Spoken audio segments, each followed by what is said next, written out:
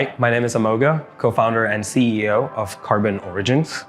We're a robotics and VR company on a mission to make robots commonplace. So we're a group of scientists, engineers, and entrepreneurs. We have landed robots on Mars, we've launched suborbital rockets, we've deployed satellite constellations, developed VR technologies for Disney. We're very passionate about deep tech, and we see robotics as the future of front-end labor. And our goal is to incubate that in a location, in a place where it can get the most TLC. We originally started the company in California, but we moved to Minnesota a few months ago. Really affordable to build robots in the United States here in Minnesota. There are a lot of contract manufacturers here with the right expertise. There are other companies building robots here. It is going to be the hotbed for robot manufacturing. The reason is, if you can build Skippies, our robots, to work in the Minnesota weather and geography, they can work anywhere. Now, when you hire someone with a disability, you've immediately led by example. You've said you trust a new perspective, that you're confident in that person, in yourself, and your team. Now, I work with a theater company, and we have signs on the wall that say, "Work your quirk," and radical inclusion. They emphasize that what makes us different gives us strength, a new perspective, a creative edge. In Cajun cooking, there's an ingredient called the lagniappe, and it's that little something something that keeps you coming back. Hire somebody with a disability. It's the lagniappe thing to do.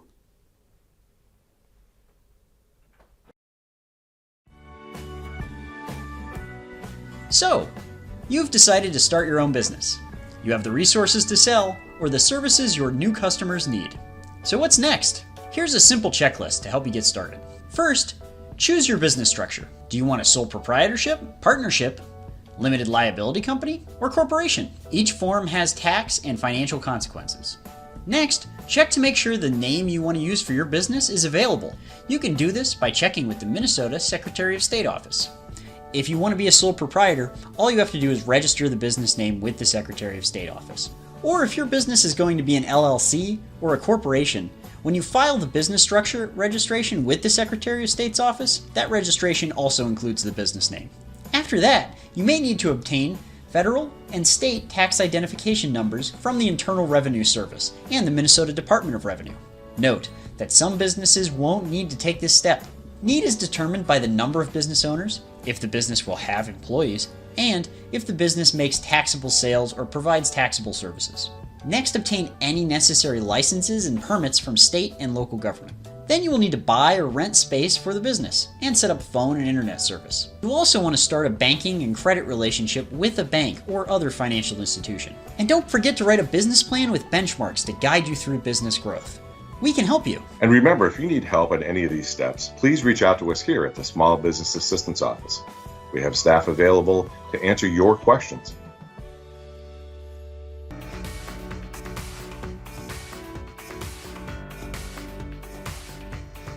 My name is John Hauk. I am president of LightRun Incorporated. LightRun manufactures and sells a specialized unweighting tool for survivors of stroke, traumatic brain injury, and other injuries. I started out my career working for a company called Cardiac Pacemakers, then later on St. Jude Medical, along with a couple of startups in between. So I came out of the cardiac world, and Minnesota has been a great place for a medical device career. Our product has been sold and is currently being used in Hennepin County Medical Center, the VA Hospital in Minneapolis, North Memorial Hospital, and we're soon going to be delivering a system to Courage Kenny. So we are getting local traction in spite of the pandemic, and our goal is to go nationwide in 2022 and beyond.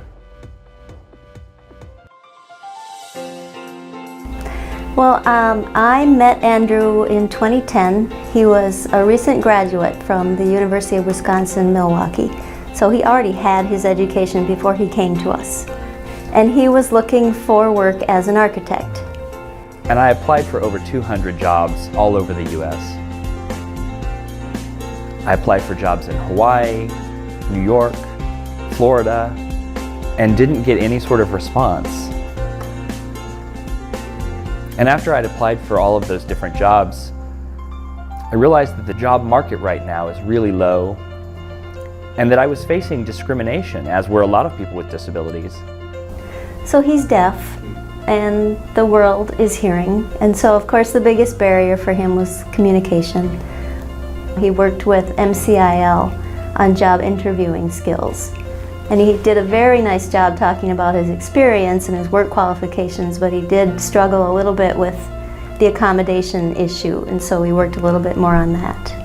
It was my good fortune to meet Andrew back in 2007, 2008. Andrew was someone who was deaf, and he had graduated from architectural school. Really my charge was, how can I help Andrew network, take smaller steps given what the economy was. He really advocated in my job search. He wants people to get out there. He connected me with people in the field because that's what I needed. He reached out to MnDOT, the Minnesota Department of Transportation, in the Affirmative Action Office. He contacted Lynette Geschwind. She was the head of the Affirmative Action Office at MnDOT. And she was able to set up a contract job for me to inspect airport terminals. It was a fascinating job, but again, it was contract work.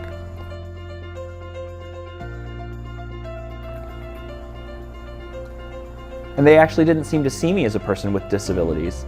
Based on my resume, they said via email that they were just really impressed with my experience, and they wanted to give me a chance.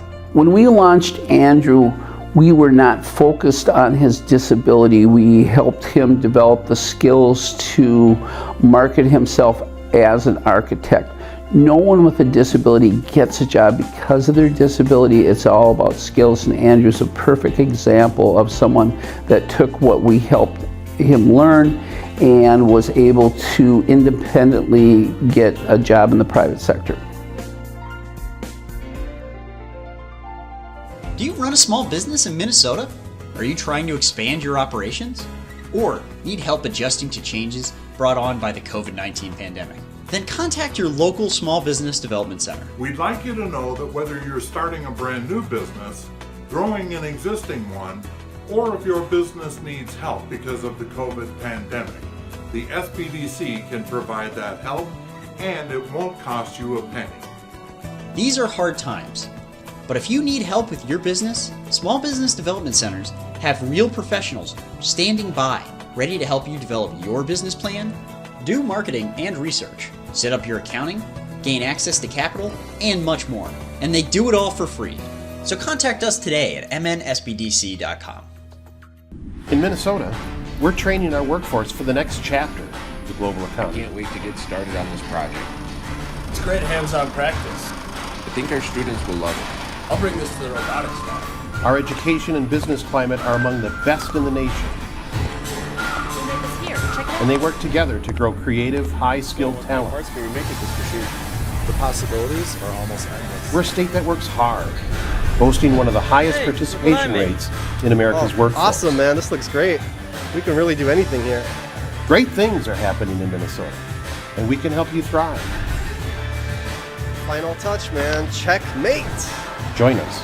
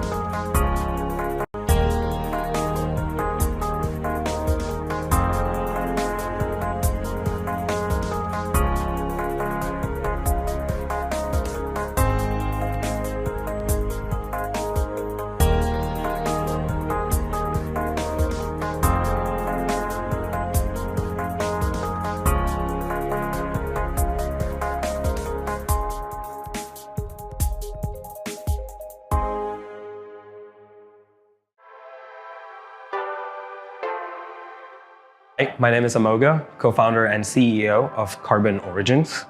We're a robotics and VR company on a mission to make robots commonplace. So we're a group of scientists, engineers, and entrepreneurs.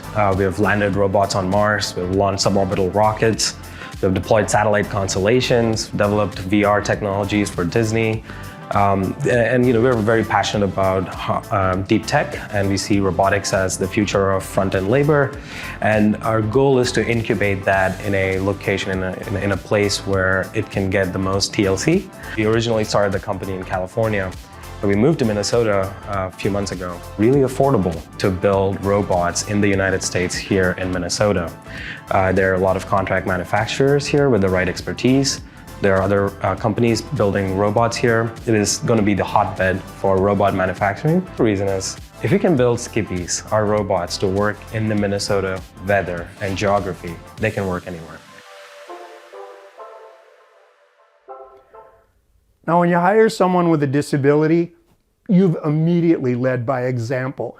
You've said you trust a new perspective, that you're confident in that person, in yourself, and your team.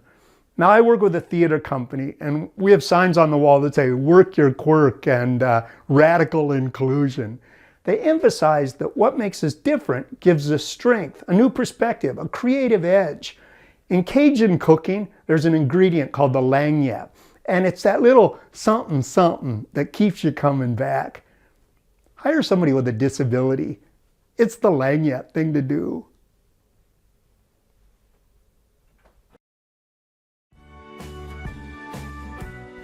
So, you've decided to start your own business. You have the resources to sell or the services your new customers need. So what's next? Here's a simple checklist to help you get started. First, choose your business structure. Do you want a sole proprietorship, partnership, limited liability company, or corporation? Each form has tax and financial consequences. Next, check to make sure the name you want to use for your business is available. You can do this by checking with the Minnesota Secretary of State.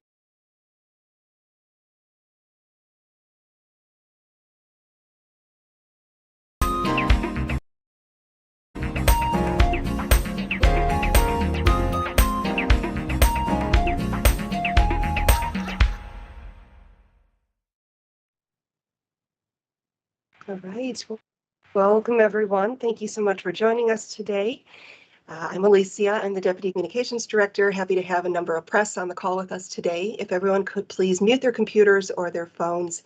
Aside from the presenters, that'll help mitigate echoes. And as we move through the presentation, you can type your questions in the chat box, or you can use the raise hand function. We will take questions toward the end of the gathering today. So with that, I'll turn it over to Deed Commissioner Steve Grove. Thanks, Alicia. Good afternoon, everybody. It's good to see you all. Steve Grove here, and excited to share this news today around our Targeted Community Capital Grant Program, which we have just released the winners of moments ago. Before I start, I want to introduce my colleagues who will be joining us today. First of all, we're joined by Deed's newest member of the Commissioner's Office, Deputy Commissioner for Workforce Development, Mark Majors. Hello, Mark. Hey, Commissioner. Hey, good afternoon, everyone. As Commissioner mentioned, my name is Mark Majors. I'm the new Deputy Commissioner of Workforce Development. I want to thank the Commissioner for giving me the opportunity to transition from the Director of Employment Training Programs position to his new deputy role. I'm super excited about this role, and I'm really looking forward to working with our employers and also to work with our workforce partners to get people to work. So we have some work ahead of us, and I'm looking forward to moving us forward. So thanks, Commissioner. Great. Thanks, Mark. Also thrilled today to be joined by Maureen Ramirez, who runs our Office for Economic Opportunity. Maureen, good morning. Good morning, Commissioner. Thanks. Well, we'll dive right in, and we have some special guests here today too, but we wanted to kind of start by giving a little bit of background about what this program is. It's a unique program. We've never run this program before. That's part of why we're doing this press conference, just to give a little bit more context around this. So we're going to pull up a few slides and walk through some background on the program, and then talk about our grantees and who won. So first of all, this program, again, is called the Targeted Community Capital Grant Program, and it came out of the last legislative session. And it's a unique program. It was authorized to give $18 million administered through Deed for capital projects across the state, particularly those projects that are complex and costly and require real money to get started. Organizations could apply for up to $1.5 million. and legislature asked us to divide that between Metro and Greater Minnesota projects. So there's that delineation there as well. I think maybe if we can go back to the slide 2, Alicia, that'd be great. I think we're seeing the last slide right now up on the screen. So we are thrilled to be talking about this program today. And these projects, of course, are unique projects that are across the state. They must utilize the funds to increase or expand access to economic development, education, or workforce development programs and services. And they really are intended to focus on organizations who, through this funding, through these capital projects, will be serving underserved communities and economically disadvantaged people or groups. The program was launched with an RFP last October. We held several informational sessions about the program. We ended up extending the deadline from an original deadline of December 6th out to January 7th of this year, just to make sure everyone had an equal shot at submitting applications. And we did receive a lot of applications, as you'll see in a moment. So a unique program, something that we spent a lot of time putting together, and we're honored to get to administer on behalf of Minnesota. And I think with that, I'll turn over to Deputy Commissioner Mark Majors to walk through a little bit about how the selection process worked for this work. And actually, before they do that, when we do this, I'm going to go to Maureen Ramirez, who's going to talk about the community reviewer process. Because one of the really important things here was that we heard voices of the community on which projects really were most important in Minnesota. So Maureen, we'll go over to you. Thank you, Commissioner. Yeah, I just wanted to highlight the community voice and participation in this grant review and in other grant reviews we did in the employment training programs. We recruited and put out an invitation for community members to join in the decision-making process here and in this review process. And we were asking for people with experience in Minnesota in community development and capital projects, and with experience serving underserved communities and economically disadvantaged area. We received interested community volunteers, and Deed staff vetted them and then included them in the review teams. We had 25% community members as part of those review teams, along with Deed staff, to make these decisions in the review process. And I will hand it to, I think it's Mark coming next. Yeah, that's right. I just want to underscore what Maureen said. This was really important to us to hear from the community. She's absolutely right. Pulling in these voices, experts in the community who could augment our staff. And when we did these reviews, I mean, to have 67 reviewers was a significant number, and really one of the highest number of reviewers we've ever had for a grant review program. And we really did that because we took this really seriously. We wanted to make sure we got it right. And then we did hear from experts across the state. So just thankful to Maureen and her team for really shepherding that process alongside Mark. And let's go to you next, Mark, to talk a little bit about how we made the selections. Thanks, Commissioner. Thanks. So as Maureen had mentioned, went through an extensive process to get some community reviewers to participate in the role, and that's a key piece for us. And so after we got the reviewers, we handed off the applications to those reviewers to assess the quality of those programs. At the same time. In addition, what we do is also financial risk assessment. So we have our teams working in parallel, one reviewing the RFPs as they are, as well as making sure that they're in compliance with some of our financial and risk, meet our risk assessment components of it. Essentially, after that, we took and we looked at how the applications really matched up against what the legislature said, and ensured that we were keeping in the spirit of the legislation that was presented for us. And thereafter, we kind of came together for our recommendations that were presented to overall for the team. And then, Commissioner, I'm not sure if you wanted to pick this up from here on where we went from there.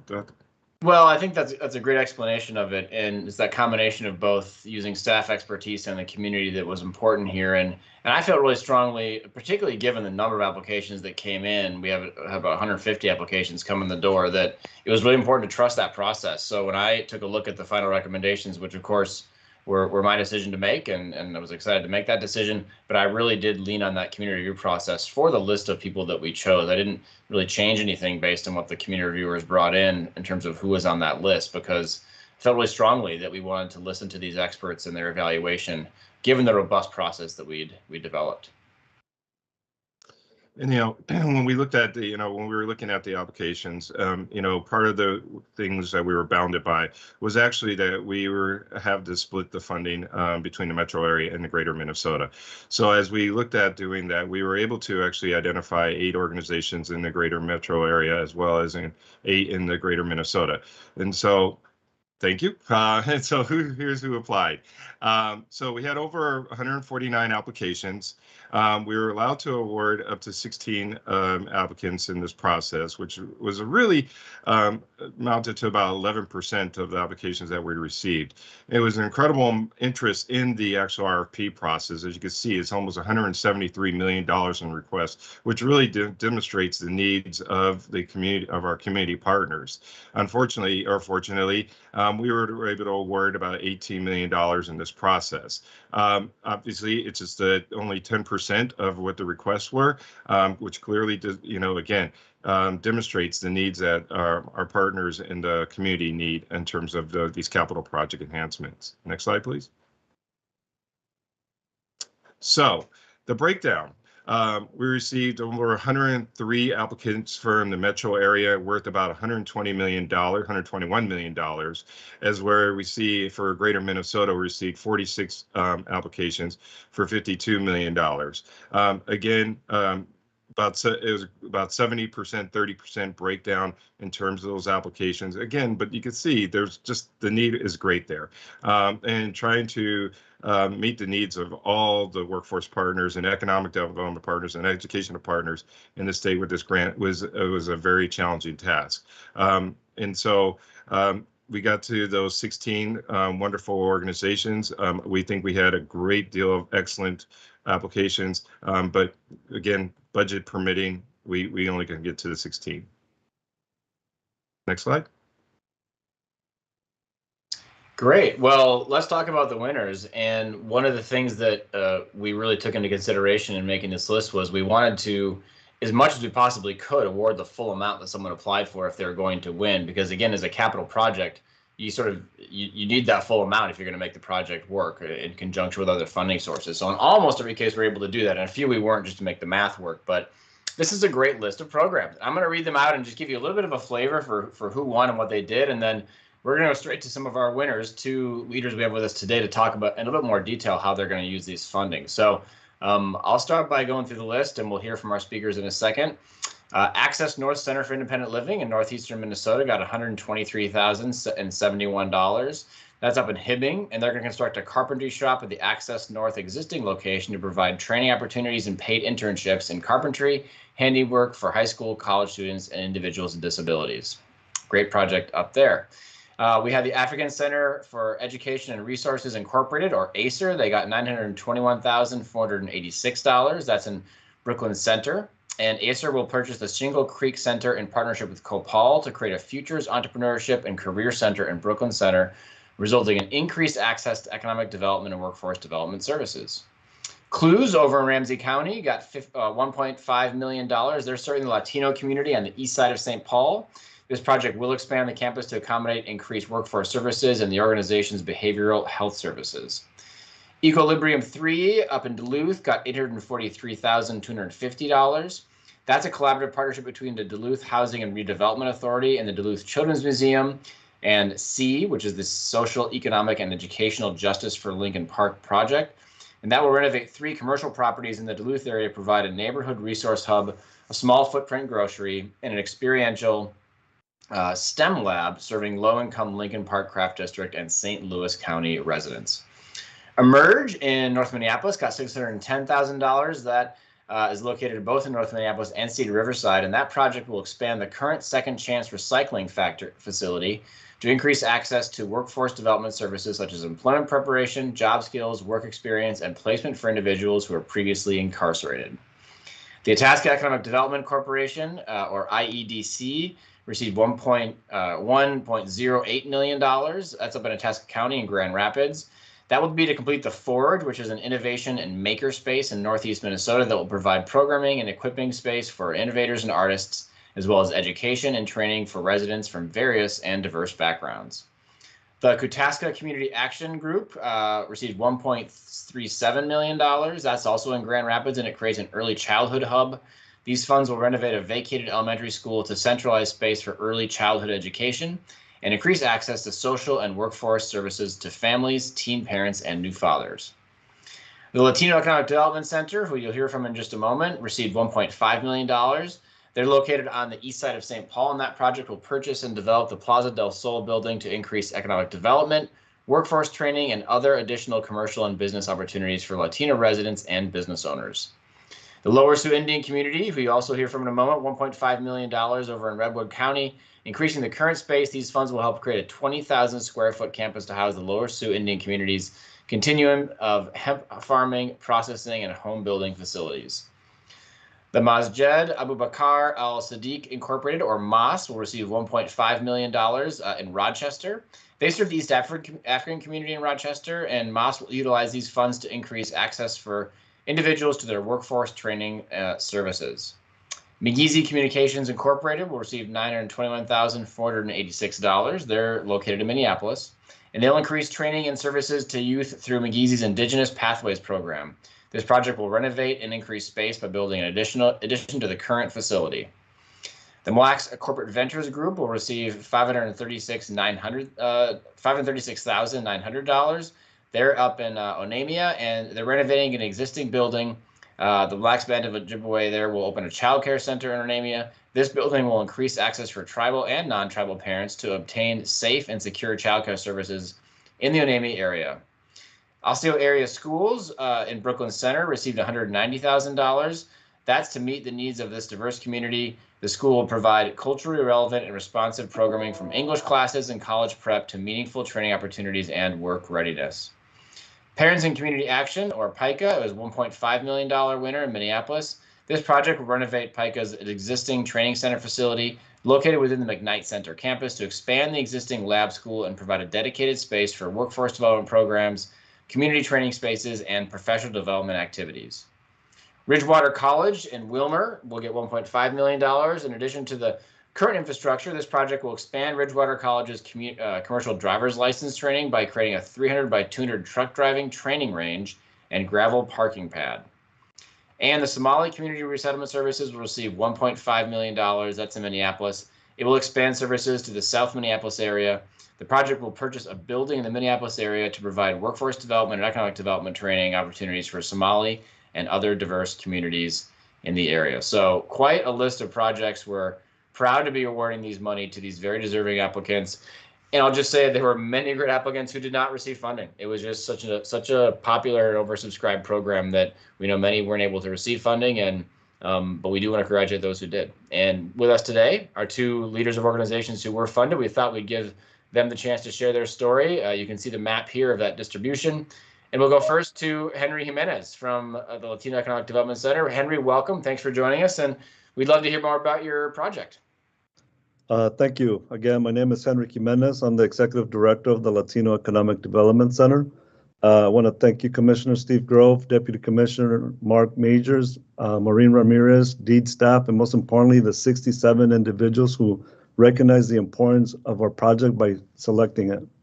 For nearly 20 years, LEDC has assisted hundreds of entrepreneurs start or expand their businesses, and the demand of our services only continues to increase as our Latino and other BIPOC communities continue to grow. Through this investment, LEDC has been able to acquire a 25,000 square foot, 100-year building located in the heart of the east side of St. Paul. At one point, this was the staple of the community, but in recent years, it's fallen to disarray. After we revitalize this building with these funds, it will support 25 businesses, retain and or create close to 80 jobs, and it will have a commercial kitchen in which dozens of food trucks and caterers will be able to operate from, and many business classes will be offered. It would also office LEDC business development team so that our team can have direct access to the entrepreneurs in the area who will receive technical assistance and support in accessing capital for their businesses. It will have an event center that will cater to the needs of the Latino and immigrant communities in the area.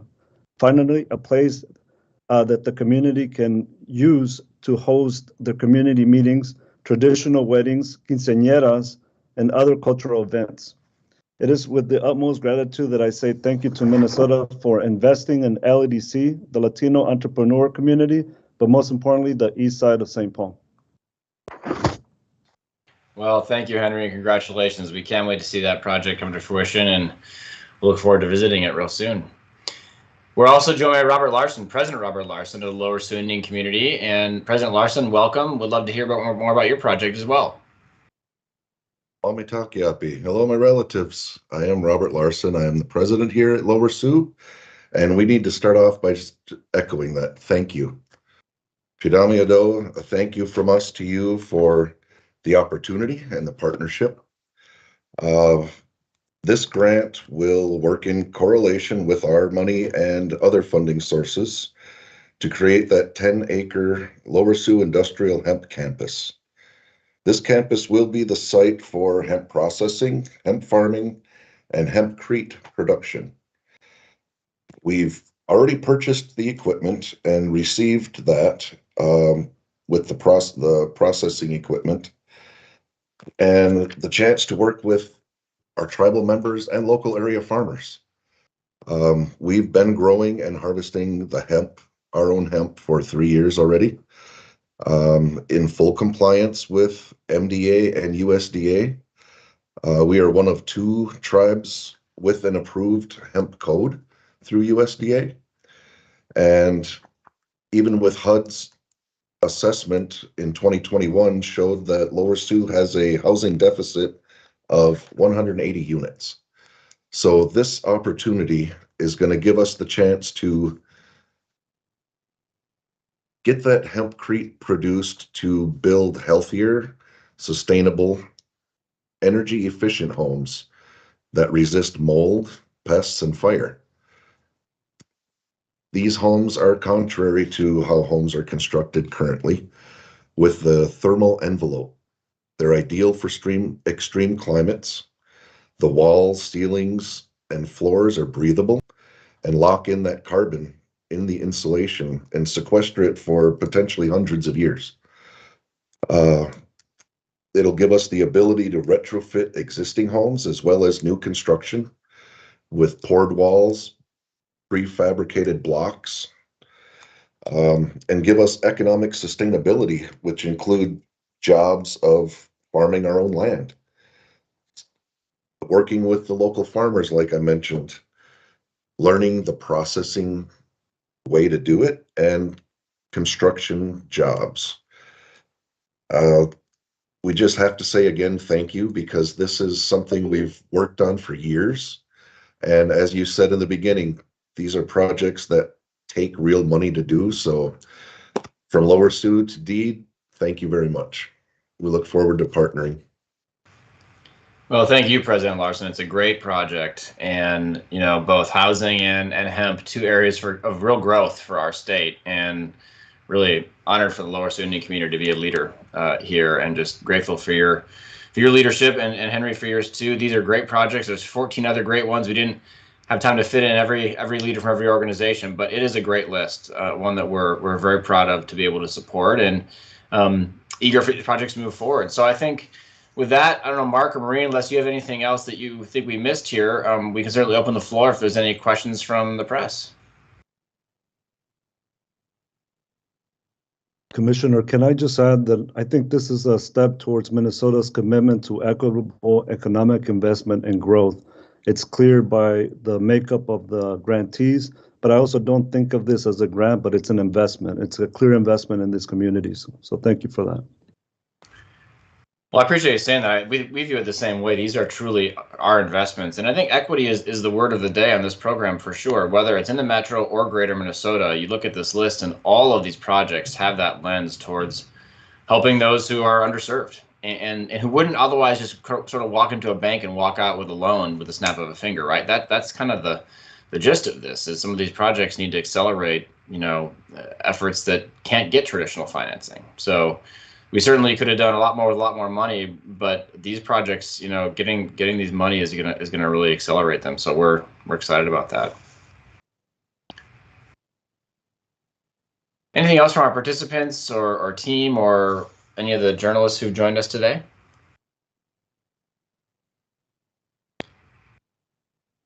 Well, again, we just wanted to take a moment to share this publicly. Given it's the first time we've run this program, we're excited. Thank you again, President Larson, Henry, and your organizations for your leadership.